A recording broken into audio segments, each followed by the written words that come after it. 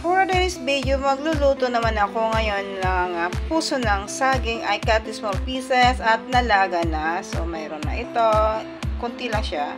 And then, meron akong garlic, onion, yung ginger, yung oil, toyo, or yung soy sauce, magic syrup, yung suka or yung vinegar, and then the black pepper.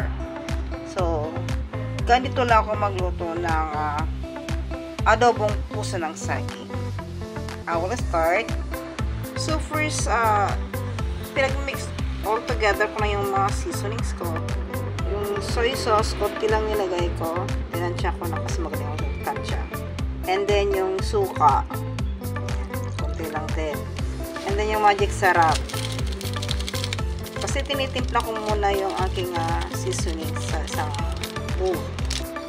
Or yung mangkok na sinasabi. Yan. Paminta. Then, mix all together natin. Para may halo yung paminta, magic syrup, suka at toyo. And then, nimix na natin dito sa nilagang puso ng saging. Yan. Halo na natin mabuti. So, kasi itong puso ng saging is nalaga na. Mix all together natin. Halo mabuti. And then, magigisa na ako dito sa palayok. Ayan. Oil. Ayan. Pag uminit na yung mantika, all together na yung bawang, sibuyas, luya.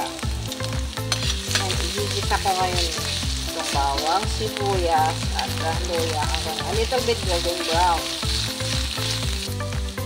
Bali, mas nasasarapan kasi ako sa adobo ng puso ng saging kapag may luya. Mabango kasi siya.